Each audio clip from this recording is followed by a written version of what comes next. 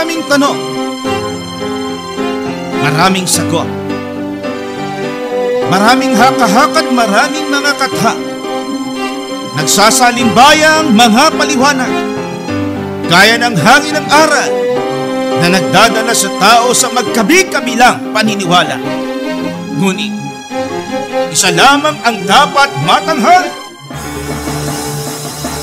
ang sagot ng Biblia.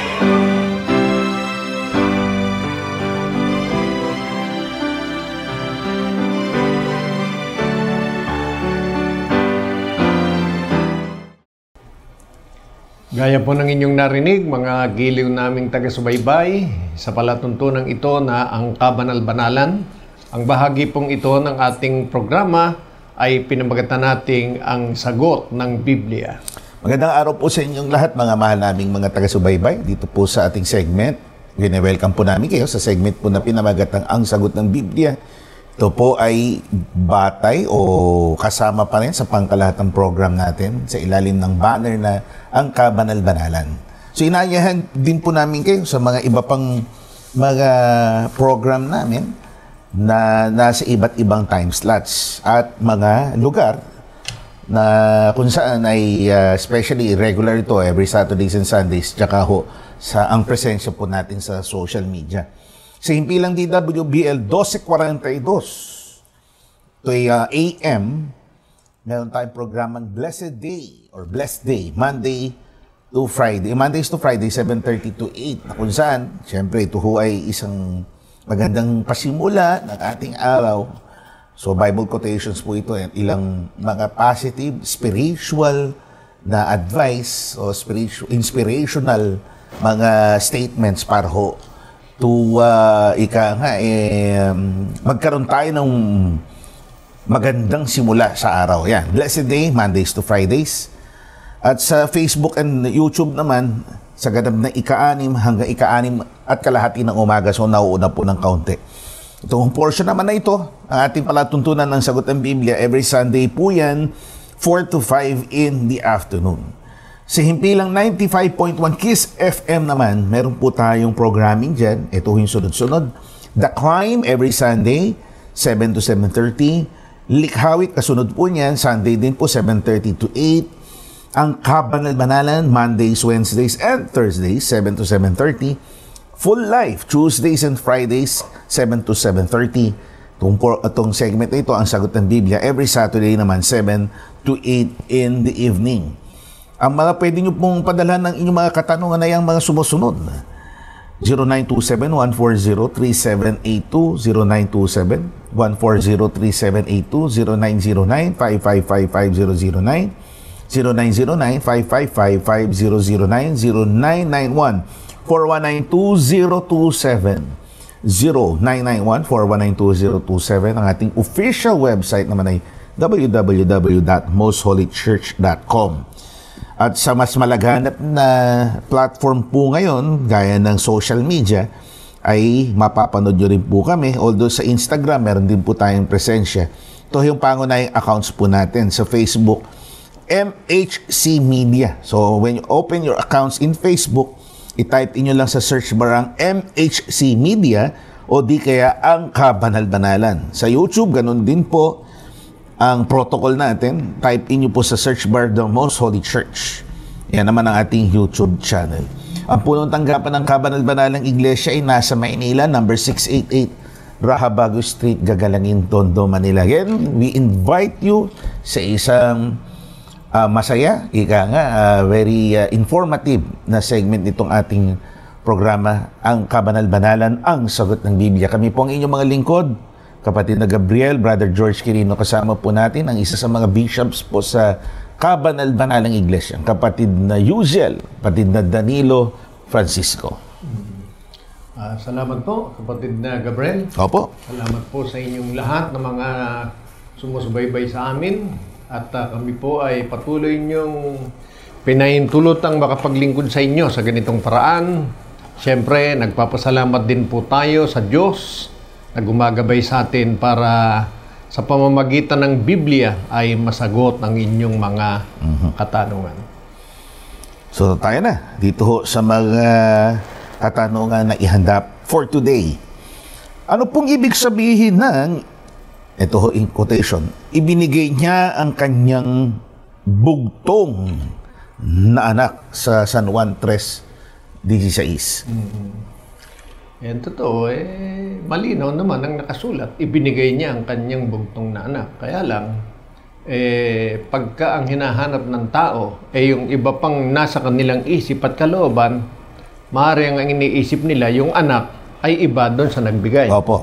Yung agad ng conclusion nila. Opo.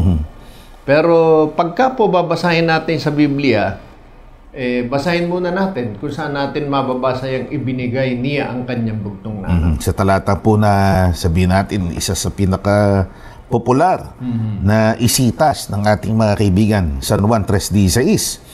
Sapagkat gayon na lamang ang pagsinta ng Diyos sa sanglibutan na ibinigay niya ang kanyang bugtong na anak upang sino mang sa kanya'y sumampalataya ay huwag mapahamak kundi magkaroon ng buhay na walang hanggan. Yan. Pagka po ang pananampalataya ay yung Diyos ay iba sa Panginoong Kristo Jesus, talagang ang iisipin po nila, magkaiba yun. Pero kung iintindihin natin ang pagpapahayag nito at ang pagkukunan natin ng paliwanag, ang Biblia sa turo ng mga unang lingkod ng Diyos, ang talagang kahulugan po niyan, mababasa rin natin sa Biblia. Basahin po natin ang sinabi ni Apostol Pablo. Sa Efeso 5:25, mga lalaki, ibigin ninyo ang inyong asawa, gaya naman ni Kristo na umibig sa iglesia at ibinigay ang kanyang sarili dahil sa kanya. Yun ang paliwanag ni Apostol Pablo doon sa salitang ibinigay ang kanyang bugtong na anak. Yung bugtong na anak na tinutukoy ni Apostol Pablo, hindi iba doon sa nagbigay. Sa halip sa kanyang paliwanag, ibinigay ang kanyang sarili. Yun ang paliwanag ni Apostol Pablo. Opo. Na nabasa po natin sa Biblia. At ang totoo, hindi lang po minsan niyang sinabi yan. Sinabi niya yan sa mga kapatid sa Efeso. Sinabi po rin niya yan kay Tito sa kanyang sulat. Basahin po natin. 2:14 ang talata po. Na siyang nagbigay ng kanyang sarili dahil sa atin upang tayo matubos niya sa lahat ng mga kasamaan at malinis niyang kanyang sarili, ang bayang masikap sa mabubuting gawa upang maging kanyang sariling pag-aari. Napakaliwanag. Pati yung layunin, ipinaliwanag ni Apostol Pablo. Binigay ang kanyang sarili upang tayo'y matubos. Kasing kahulugan din ng sinabi ni San Juan, ibinigay ang kanyang bugtong na anak para ang sumampalataya magkaroon ng buhay na walang hanggan. Nang liwanagin ni Apostol Pablo kay Tito, yung bagay na sinabi ni San Juan, nilinaw niya. Ibinigay ang kanyang sarili para tayo'y matubos. Sa makatwid, hindi po tama na ang maging pakahulugan sa San Juan 3:16 sabihin iba yung anak dun sa Diyos na nagbigay. Kundi yung Diyos na nagbigay ayon po sa Biblia o kay Apostol Pablo, ibinigay ang kanyang sarili. So klaro naman po yun may dahilan naman kung bakit niya rin sinabing yung pagbibigay, pagsusugo ng bugtong na anak. Of course, ang implikasyon ng anak, isinisilang. Pero sinilang yung katawan lang Opo. At kaya sinabing bugtong only. One time lang to, isang beses lang mangyayari. Kaya isang anak lang, isang pagpapadala, isang pagbibigay ng sarili. Opo. Dahil wala nang kasunod. Sapat na yung isang beses Di ba? The usage. Opo. Wala nang magiging kasunod sapagkat ito'y sapat na, eksakto na, upang matugunan ang kahihingian ng pagliligtas, pagtubos sa kasalanan ng tao. Opo. At yun tiyak na talagang ang nagsakripisyo ng sarili na ipinakikilala ni San Juan, nilinaw din niya yung nagsalita na ibinigay ang kanyang bugtong anak sa ulit na pagsulat niya, sinabi niya ang katotohanan. Basahin natin. Unang 1:3-1. Masdan ninyo kung gaanong pag-ibig. Ito ulit, no?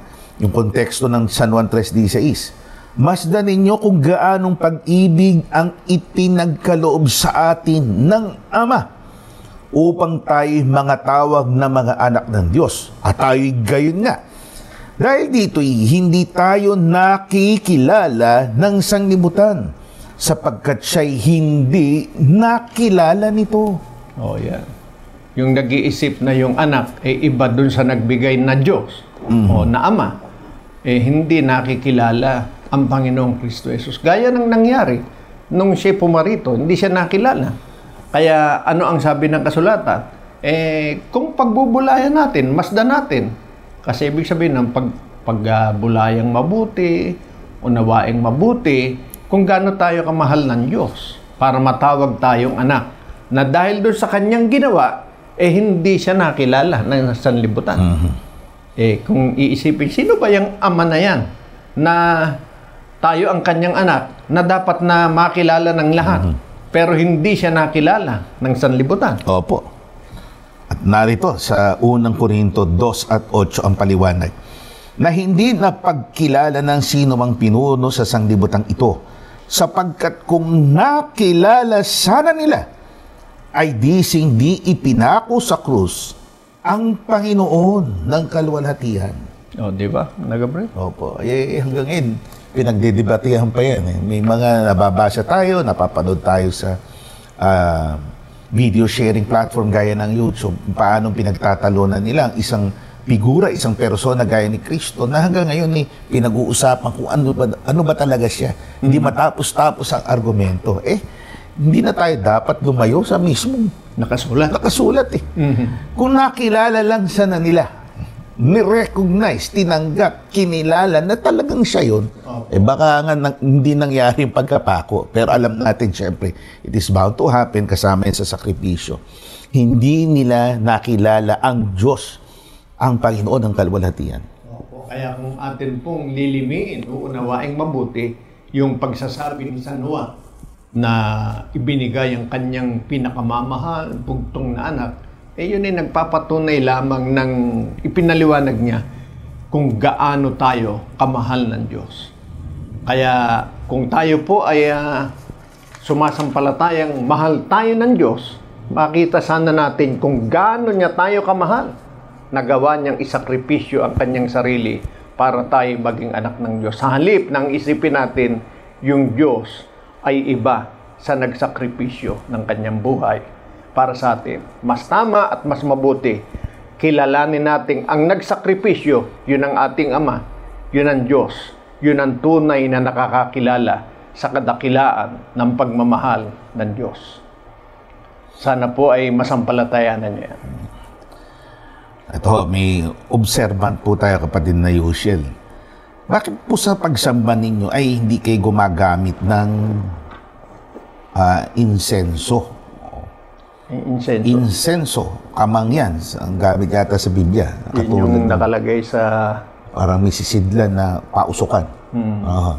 Incense, sa wikang Ingles. Sa panahon ng bayang Israel, yan yung ginagamit. Halimbawa, naghahandog sila ng mga hayop, nilalagay sa dambana, at habang yun iniihaw,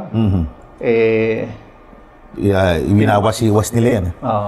Parang siguro may uling sa loob para mapanatili yung pag-usok niya. So, batay sa pagsasaliksik, multiple lang reasons ng pagkakaroon ng insenso. For sanitation purposes, ang sabi ko nila, para pantaboy din ng mga kulisap, o di kaya para hindi masyadong mangamoy yung... Baka kasi matakam yung mga nakaamoy, masarap na ulam yun. Masarap na ulam. O di kaya yung mismo, yung bagong katay ho kasing hayop, medyo may amoy pa yun.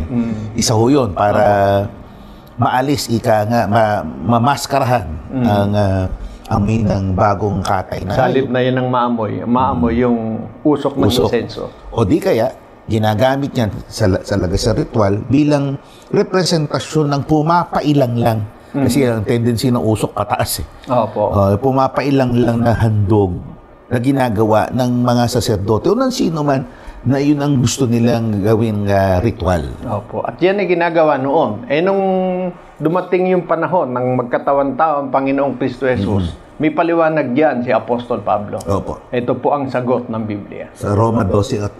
Pakinggan po natin. So, ang sagot natin, ang pahalata na natin sagot, hindi talaga tayo gumagamit. Ito ang dahilan. Ebreo muna. Ebreo. Nasa Ebreo po, mga kaibigan. 10:5. Kaya't pagpasok niya sa sanglibutan ay sinasabi, hain at handog ay hindi mo ibig, ngunit isang katawan ang sa akin ay inihanda mo. Ay maliwanag. Hain at handog, yun yung tinutukoy natin. Na kasabay ng paghandog nun, may insenso. Pero nang dumating ang Panginoong Kristo Jesus, ayon kay Apostol Pablo, inihayag niya, hindi niya talaga gusto yun. Pero, meron siyang inihanda. Opo. Na siya'y pumarito. Isang katawan. So yun noon, maraming katawan. Ika nga, maraming handog, maraming hain. Although dito sa talatang to, sinasabi ng tungkol sa Diyos, hindi talaga itong hinahanap niya. Hindi ito ang makapagbibigay lugod sa kanya. Hindi itong ibig. Opo. So meron lang accommodation. In-accommodate lang yung ginagawa ng Israel nung una. Kaya ipinahintulot ito, tuloy-tuloy nilang ginagawa hanggang sa dumating ang pagparituhan ni Kristo at isang hain, isang katawan ang inihanda. At kung aling katawan po, hindi basahin natin sa unang Korinto 5:7. Narito po, mga kaibigan. Alisin ninyo ang lumang lebadura upang kayo'y maging bagong limpak, na tulad sa kayo'y walang lebadura. Sapagkat ang kordero ng ating Paskwa ay naihain na sa makatwid bagay si Kristo. Yun, yung katawan na yun. Yung pagparito niya sa sanlibutan. Opo. Yun ang inihain. Ayon sa sinasabi. At yun ang kapalit nung hindi kinalulugdan ng Diyos na paghahandog na ginagawa sa panahon ng bayang Israel. Na ang totoo, bago pa ang panahon ng bayang Israel, may mga gumagawa na ng ganyang mga paghahandog. Opo. Meron na nga po. So, ika nga, hindi ho eksklusibo sa Israel na nangyayari yan. Opo. So, sa kanila, wala namang, ika nga, no harm done. Sige, tuloy nyo lang. Pansamantalang, yan ay ang lilibid, ang magiging representasyon ng inyong paghahain sa Diyos. Pero, there came a time na pinahinto na nga yan. Tapos na. So, kasama nung paghinto, nung paghahandog ng mga tupang, yung hayop, kasama na yun. Kasi wala nang paggagamitan. Wala nang use. Wala nang paggagamitan ang insenso. Opo. So there's no need for the incense to be present, yung instrumento, yung tool para sa paghahain. Kaya yung tanong, bakit hindi kayo gumagamit? There's no need for it na. Dahil tapos na, pinalipas na. Dumating ang haing, isang beses na handog lang ito, wala nang handog na kasunod, so wala nang gamit ang insenso. Kaya kung babasahin natin sa patuloy na pagtalakay ni Apostol Pablo sa mga taga-Kolosas, yun anino na lamang.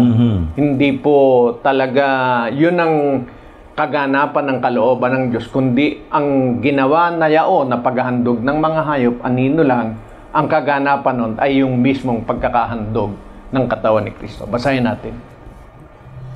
Na isang anino, ayan, Colossus 2:17, na isang anino ng mga bagay na magsisidating, ngunit ang katawan ay kay Kristo. Yun, may tinutukoy si San Pablo na isang anino, ang katawan ay kay Kristo. Alin yung tinutukoy niyang anino?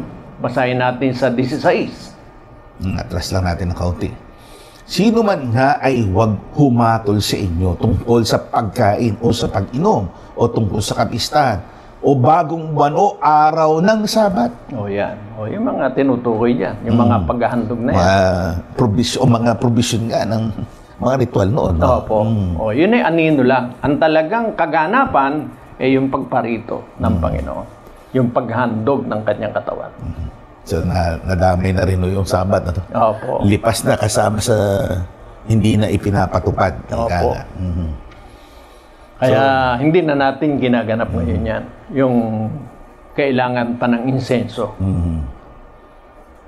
Sa mga Chinese, ginagamit pa rin yan. Although hindi na ho yung mismong sisidlan, kundi merong sinisindihan na parang kwitis. Opo. Na may usok, insenso din tawag nila doon, incense. Yun different story. Pero sa ganang atin, hindi tayo gumagawa na nga yan dahil yan ay pinahimpunan ng Diyos. Opo. Salamat po. So, tayo po magkaroon muna ng maikling break. Ang break na ito ay sa pamamagitan ng isang aawitin courtesy of Brother Gamaliel David. Siya po si Brother Gamaliel Nepomuceno ng Agape Choir, taga Binangonan, Rizal. Ang kanyang awitin na alay sa atin, Panginoon, iniibig kita. Pakinggan po natin si Brother Gamaliel David. Kapayapaan po ang sumating lahat. Brother Gamaliel Nepomuceno po, member ng Agape Choir. Maglilingkod po sa inyo sa pamamagitan ng paghahandog ng likhawit o mga original songs mula po sa Most Holy Church. Dito po sa programang Ang Sagot ng Biblia. Sabi po sa Mark 12:30, love the Lord your God with all your heart and with all your soul and with all your mind and with all your strength. Kapag ka sinabi nating I love you Lord, ay hindi lamang po ito isang salita, kundi isa pong panata mula sa puso na handang sumunod at magtiwala sa Kanya ng buo. Dahil kung ang ating mga inuuna ay ang kalooban niya, doon natin mararanasan ang tunay na kapayapaan at katiyakan sa buhay. Naway sa pamamagitan ng likhawit na ito, may paalala sa atin ang kahalagahan ng lubos na pagmamahal at pagtitiwala sa Diyos. Pakinggan niyo po ang likhawit na Panginoon, iniibig kita.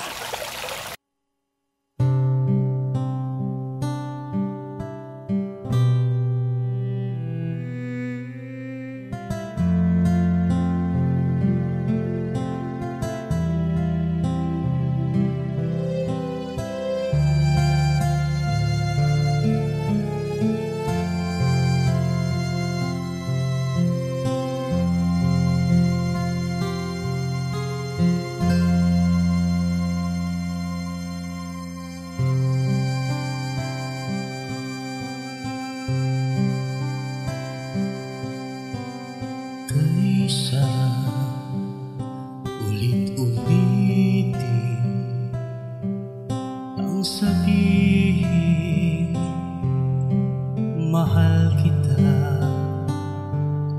mga salita nagmumula sa pusong taimtim, mga salitang kusang naramdaman, pintig ng puso na laging nagsasabing Panginoon, iniibig kita.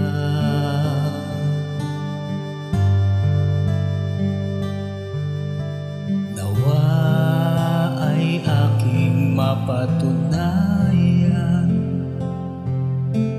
mga salitang sambit ng kalooban,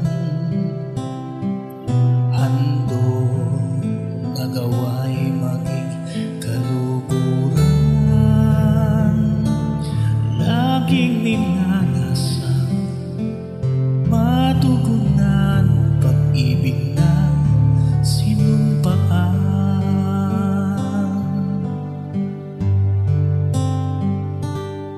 Panginoon,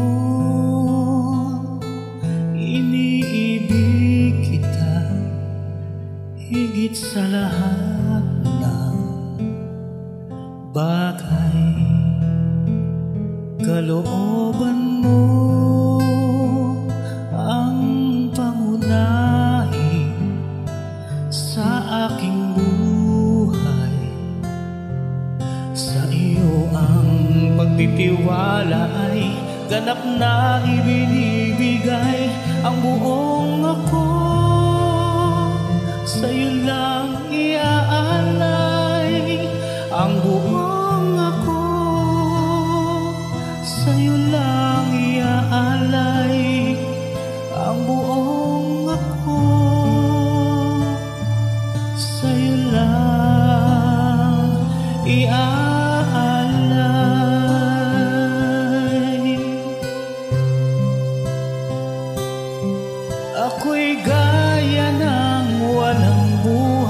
pag sa'yo ay nawalay. Panginoon, patuloy mo nawang abutin ang aking kamay. Aking dalangin ang iyong pag-alalay, aking pinakamimithi sa piling mo ay makapanatili. Sa piling mo, sa piling mo.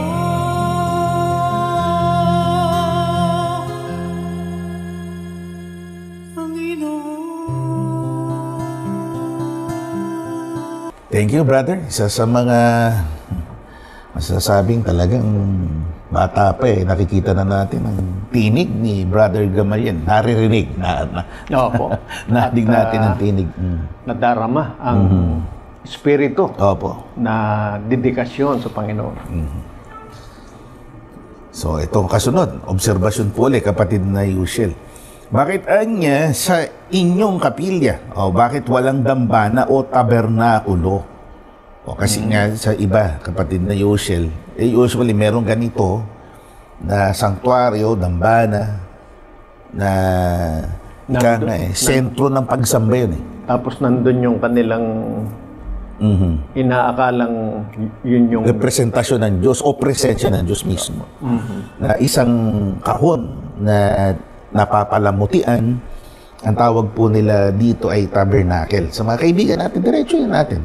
Kaibigan natin mga Catholics, may ganyan. Na kung saan, makikita natin yan, nasa gitna talaga yan ng nung bandang unahan o ng sanktuaryo mismo ng mga kapilya ng ating mga kaibigan Katoliko. Kasi lagayan nga, doon inilalagay yung kanilang kinikilala. Apo. Palibasa, wala naman tayo noon. Hindi tayo nangangailangan ng gayon sa ating mga sambahan. At kung bakit wala po tayo nung siyang dahilan kung bakit may dambana, mababasa natin sa Biblia ang paliwanag ng Biblia. Sa aklat po ng mga gawa, 17 at 29, ang sabi po dito ay ganito: Yamang tayo ngay lahi ng Diyos, ay hindi marapat nating isipin na ang pagka-Diyos ay katulad ng ginto o ng pilak o ng bato na inukit ng kabyasnan at katalinuhan ng tao. Maliwanag po yan. Ayaw po kasi ng Diyos na magkaroon pa tayo ng anumang imahe, rebulto, larawan, na iniisip nating yun siya. Dahil hindi natin pwedeng ilarawan sa pamamagitan ng ginto, pila, kahoy, ang ating Diyos. Ayaw ng ating Panginoon yun kung tayo ay nagpapakilalang anak ng Diyos. Sa anak ng Diyos, ito po'y mahigpit na ibinibilin. Huwag nating isiping yun siya, yung inihuhugis sa gayong mga larawan. Kasi yun nga, ginagawa ng ating mga kaibigan, based on their beliefs na niluluhuran pa nila every time na they enter the premises of the chapel or the church, niluluhuran yun sa direksyon na ganon. Opo. Pag nakita nila, doon talaga sila nakatuon ng pansin. Tapos yung iba naman, pag nadada, nasa labas sila, knowing na merong ganon sa loob, di ba, nagsa-sign of the cross yung, halimbawa, driver ng isang sasakyang pang publiko, nagsa-sign of the cross dumadaan. Not necessarily dahil nadaan sa simbahan, kundi alam nila, merong tabernakulo sa loob na representasyon ng Diyos. So, yun ang dahilan kung bakit sila may dambana. Wala naman tayo nun, kaya hindi natin kailangan yun sa panahon natin. So, naging klaro sa atin, mga kaibigan. So, please excuse us if we don't practice that. Sa kanila po yun. Sa atin po, walang gayon dahil biblical po lang tayo. So, moving on, kapatid na Yushel, sa kasunod pong katanungan. Ito huli, yung isang tanong na bakit. So, na-notice po ng ating caller or nagtatanong, bakit gumagamit ng pangalan sa Biblia ang kapatiran sa inyo? Basahin natin ang paliwanag ng Biblia rin kung bakit. Yung mga spiritual name ang tinutukoy. Tawag niya, parang katulad sa inyo, Brother Gabriel. Opo. Talagang ang physical name, George Quirino. George. Quirino. Gaya nyo naman. Parang announcer yun ah. Hindi, Si George. Joe Quirino. Joe Quirino. You take it away. Medyo malayo kamag-anak. Matagal na kong namayapa si JQ. Ako GQ. Iba naman yung tatay ko JQ rin. okay. Kayo din, Francisco Danilo. Di ba? Yun ang physical name nyo. Yun po ang nakatala sa inyong certificate of birth o birth certificate. Pero sa church, you are known as Elder Uziel, matandang kapatid na Uziel. Opo. So, ito nakikita, naobserbahan ng ating mga kaibigan. Bakit po meron kayong spiritual names? Merong biblical names ang ina-adapt ng kapatiran sa inyo? Basahin po natin. 22:1 ng Kawikaan.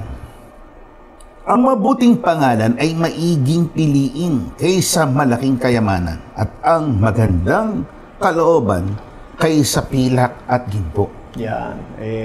Dahil sa kagandahan ng pangalan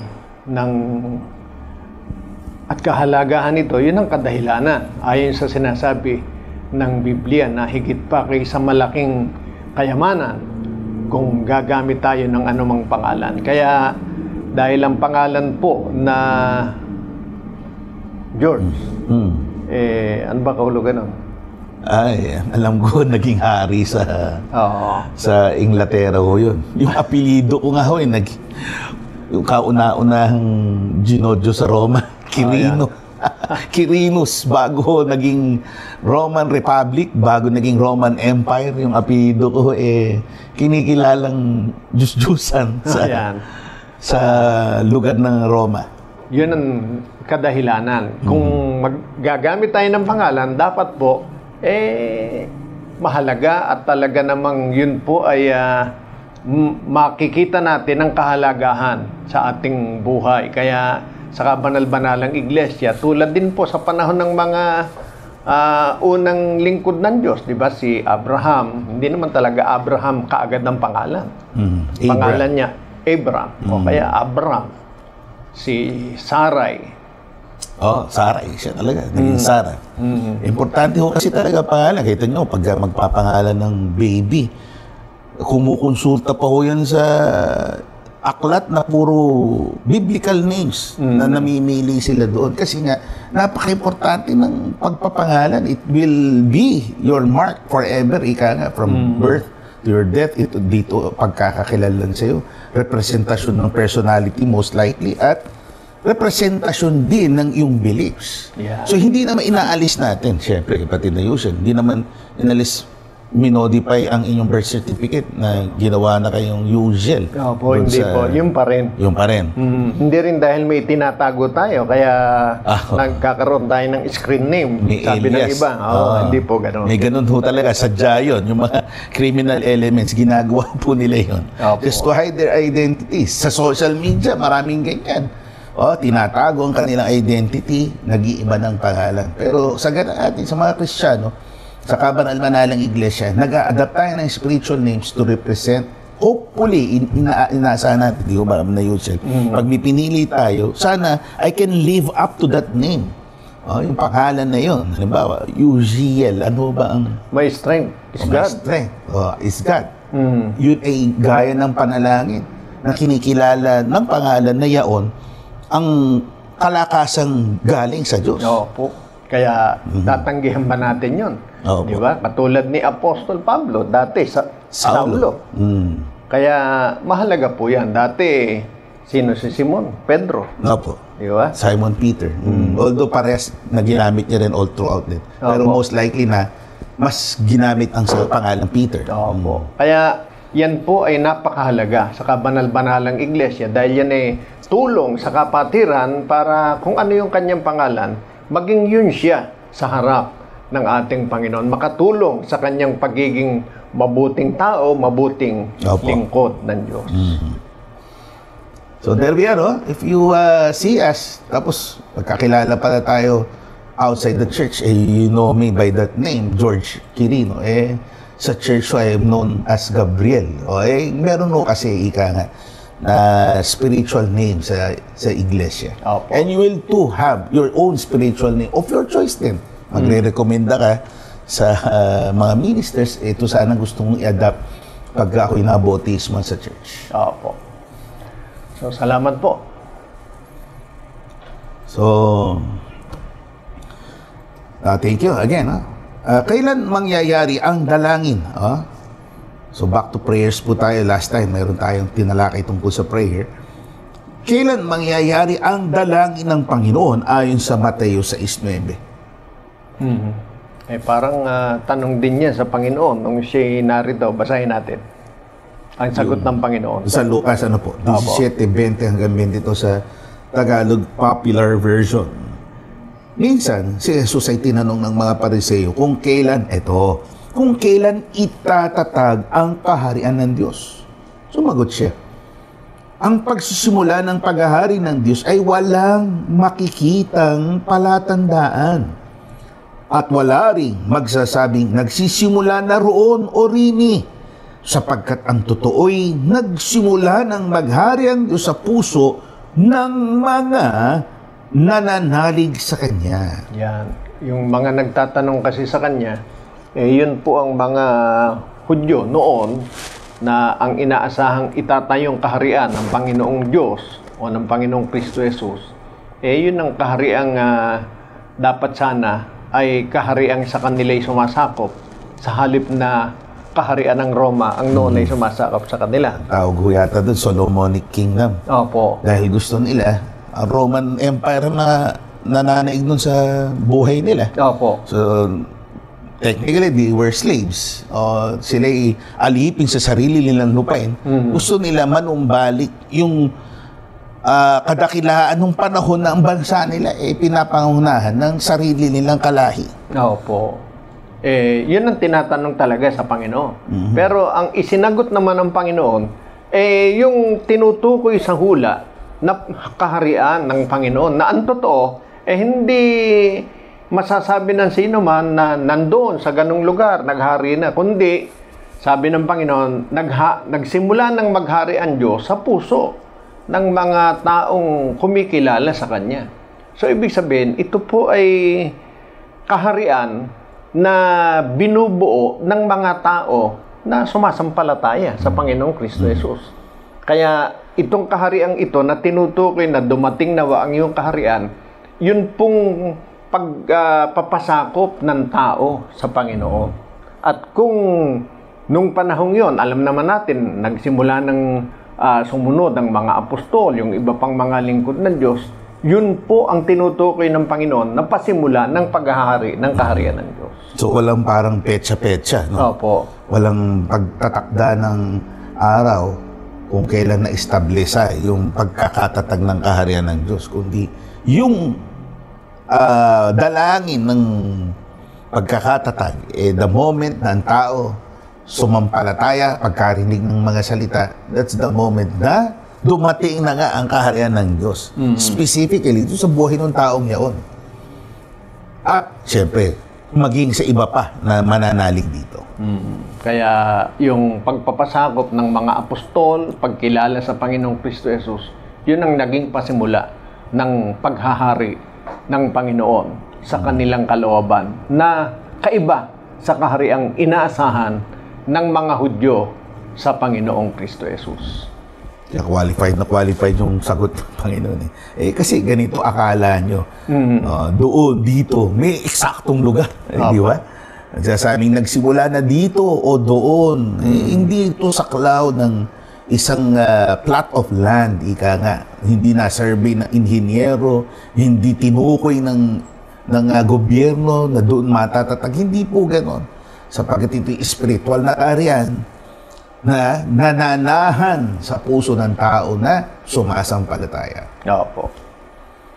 So, there we are, mga kaibigan. Sana sampalatayanan na nilang lubos ito. Kasi sa panahon ng maraming kaguluhan ngayon, maraming nasasabik na ika nga pag dumating na itong kaharian na to, solve na raw ang lahat ng suliranin. Hindi nga gayon yung kaharian na to. It is not established to stop the war Hindi yung ganun na parang tapusin na yung alitan na yan. Although matatapos yan, hindi sa paraan ng dahas, kundi sa paraan ng paghikayat, pagkumbinsi, persuasion, convincing people to turn from their wicked ways, talikuran ang kasamaan, at sila po'y mabuhay na sa katwiran ng Diyos. Opo. So there we are, kaibigan. At again, bigyan daan naman natin ngayon ang kasunod na awitin ni Brother Gamaliel David. Ang awitin naman niyang kasunod, Panginoon, Ikaw ang aking lahat-lahat. Kapayapaan pong muli sa lahat ng nanonood sa programang Ang Sagot ng Biblia.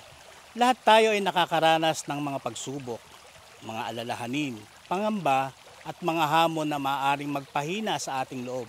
Ngunit sa gitna ng lahat ng ito ay isang bagay tayong dapat panghawakan na ang Diyos ang ating gabay, lakas at pag-asa. Kapag inilapit natin sa Kanya ang ating puso't isipan, hindi niya tayo pababayaan, kaya patuloy tayong magtiwala sa Kanya. Ito ang paalaala ng likhawit na Panginoon, Ikaw ang aking lahat-lahat.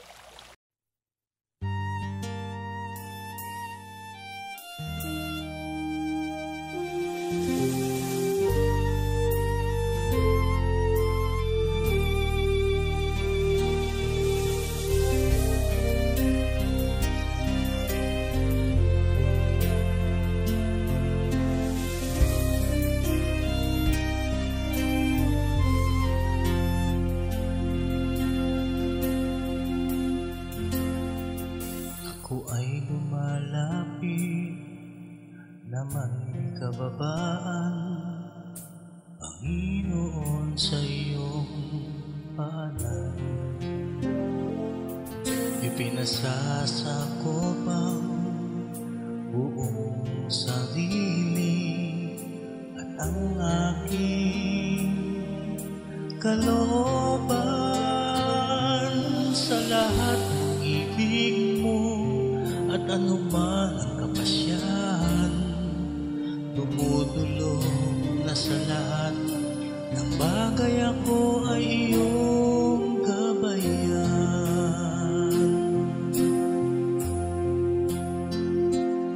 Sa mabatong landasin at maraming tiisin, pag-akbang ng aking mga paa, patatagin sa tuwina. Sa panahon na maunos, alalayan mo ako. Sa piling mo, Ama, sa iyong pagkukupkop, sa iyong bisig, tunay na payapa.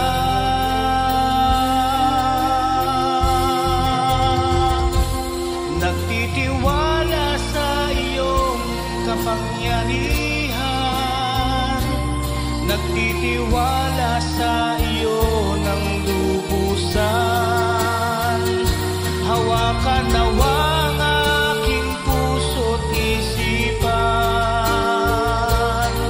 Panginoon, ikaw ay aking kailangan. O Panginoon, ikaw ang aking lahat-lahat. Ikaw ang aking kalakasan. Ilawan mo ako sa bawat araw, sapagkat ikaw ang aking tanglaw.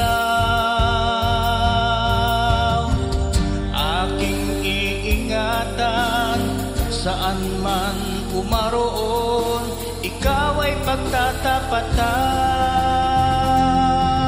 Laging magiging pangunahin at laging susundin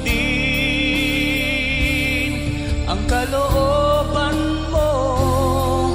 Ano man ang nais mo, ako'y tataliman ng buong puso.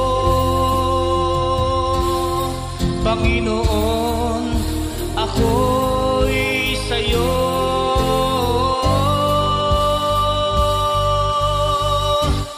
Nagtitiwala sa iyong kapangyarihan, nagtitiwala sa iyo ng lubusan.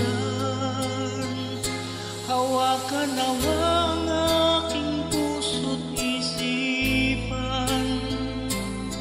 Panginoon, ikaw ay aking kailangan.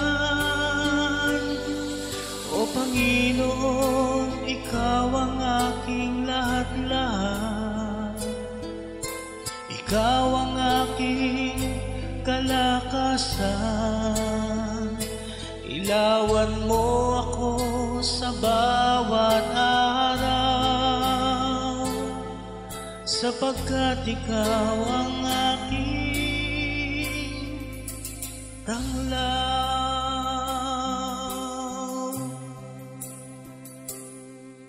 Ako'y tataliman ng buong puso,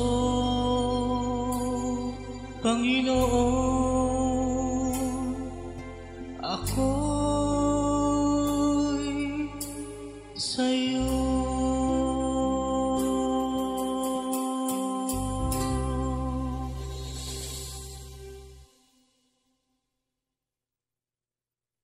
Salamat po, Brother Gamaliel David. We'll be hearing from you again soon. Bakit anya? O kaharian ulito, kapatid na Yushel. Bakit walang kaharian ang Diyos dito sa lupa? Eh kung titingnan nating mabuti, ang tanong na ito ay para ding may isip na katulad nung nagtanong ng mga Hudyo Opo. sa Panginoon. Kailan darating ang kaharian ng Panginoon? Parang ganon din tong isip Opo. nito. Bakit walang kaharian ng Diyos? Meron pong kaharian ng Diyos. Pero kung ang isipin nating kaharian, katulad ng kaharian ng literal, hindi po gayon ang kaharian ng Diyos. Sa katotohanan, kahit nang una pa, may kaharian ng Diyos. Basahin natin. Sa Exodo 19:5 hanggang 6. Kaya't ngayon, kung tunay na inyong susundin ang aking tinig at iingatan ang aking tipan, ay magiging isang tanging kayamanan nga kayo sa akin na higit sa lahat ng bayan, sapagkat ang buong lupa ay akin. At kayo'y magiging isang kaharian ng mga saserdote sa akin at isang banal na bansa. Ito ang mga salita na inyong sasalitain sa mga anak ni Israel. Oh, yan, di ba? Noon pa yan, sinabi sa mga Israelita, kayo'y magiging kaharian. Ayon sa sinasabi. Kaya, kaharian sila ng Diyos sa katotohanan. Kailangan lang sundin nila ang tinig, ingatan nila ang pagsunod sa mga tipan at kalooban ng ating Panginoon. Ano ba ang nangyari? Bakit hindi naganap na patuloy yun sa kanilang buhay? Basahin natin. Unang Samuel 8:4 hanggang 6. Ating usisain ang mga nangyari doon. Nang magkagay, nagpipisan ang mga matanda ng Israel at naparoon kay Samuel sa Ramatha. Ang magkagayoy, at kanilang sinabi sa kanya, narito, ikay matanda na, at ang iyong mga anak ay hindi lumalakad sa iyong daan. Ngayon ay lagyan mo kami ng isang hari upang humatol sa amin gaya ng lahat ng mga bansa. Ngunit hindi minabuti ni Samuel ng kanilang sabihin, bigyan mo kami ng isang hari upang humatol sa amin. At si Samuel ay nanalangin sa Panginoon. At sinabi ng Panginoon kay Samuel, dinggin mo ang tinig ng bayan sa lahat ng kanilang sinasabi sa iyo, sapagkat hindi ikaw ang kanilang itinakwil, kundi itinakwil nila ako upang wag akong maghari sa kanila. Yan. Okay, ilan nangyari na yung pagiging kaharian nila ay hindi na nagtuloy, nabago na. Nung itakwin nila si Samuel bilang propeta ng Diyos. Pero nung panahon na sumusunod sila sa mga propeta, sila'y kaharian ng Diyos. At dahil sa ayaw na nila na magpatuloy bilang propeta si Samuel, ang gusto nila katulad ng mga bansa Opo. na nakapaligid sa kanila, naiinggit siguro sila Opo. na ang kanilang mga pinuno ang tawag hari. Gusto nila hari din ang tawag sa halip na propeta. Opo. Sabi ng Panginoon, sige, sundin mo sila. bigay mo sa kanila kung sino yung gusto nila. Hindi ikaw itinakwil nila. Ako ay inayawan nila bilang hari sa kanila. Para sinasabihan si Samuel, huwag ka ma-offend, hindi ikaw. Ako ang tinakwil nila. Kasi yun ang konsepto ng mga tao kahit Israel.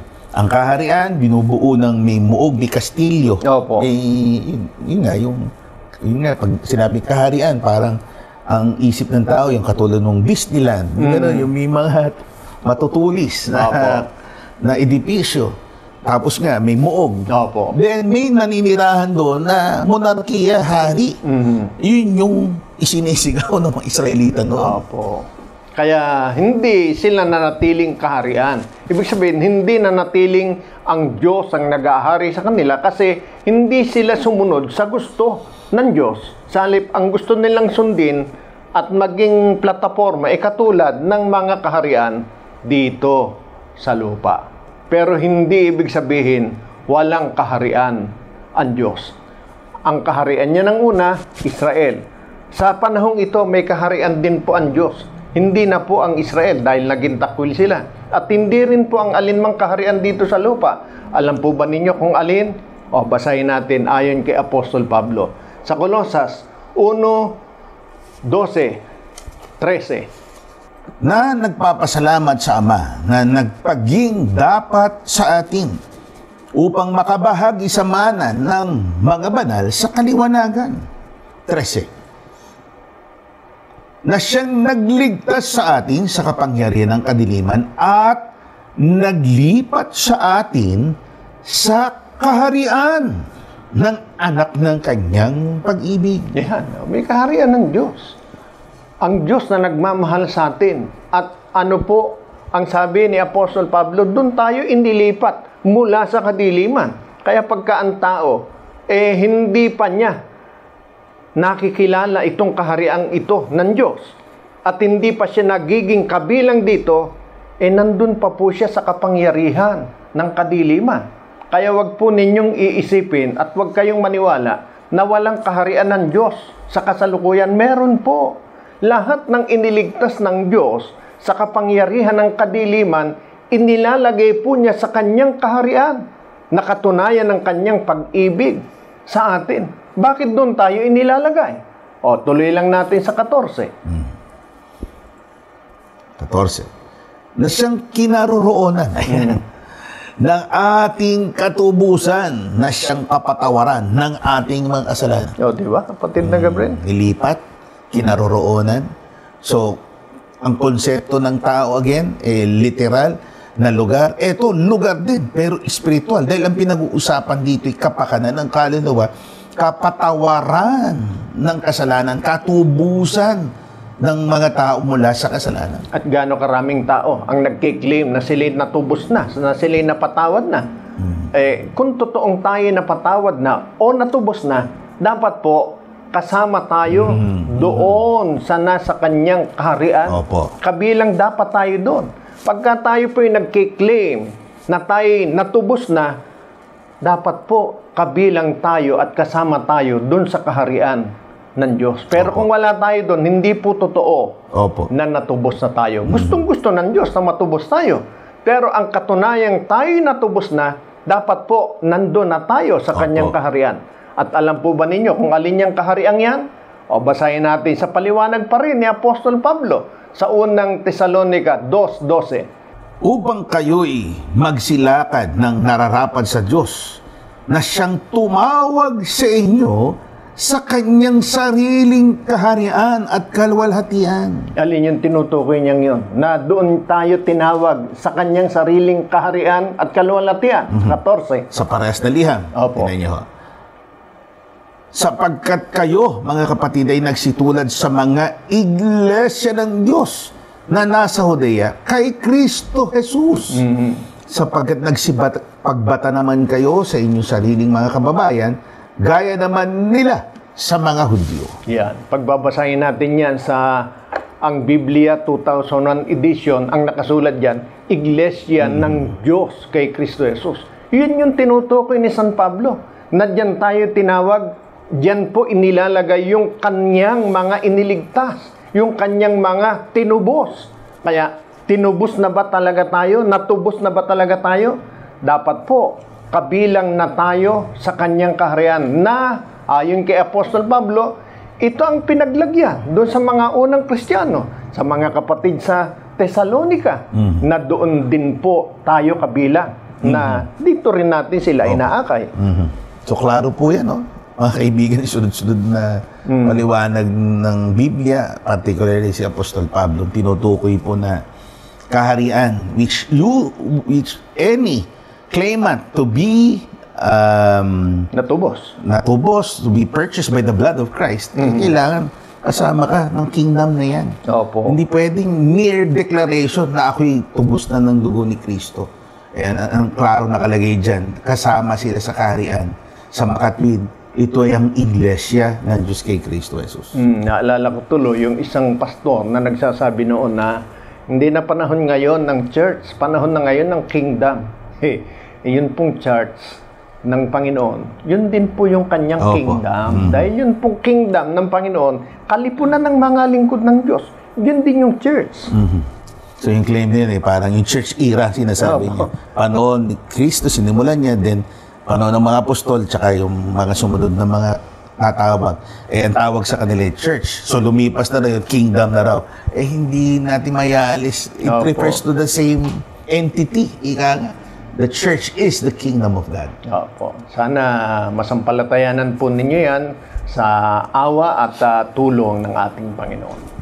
Sa pagkakataon pong ito, tayo ay pansamantala na hihinto muna sa ating pagtugon sa mga katanungan at bibigyang daan po natin ng kasunod na bahagi nitong ating programa.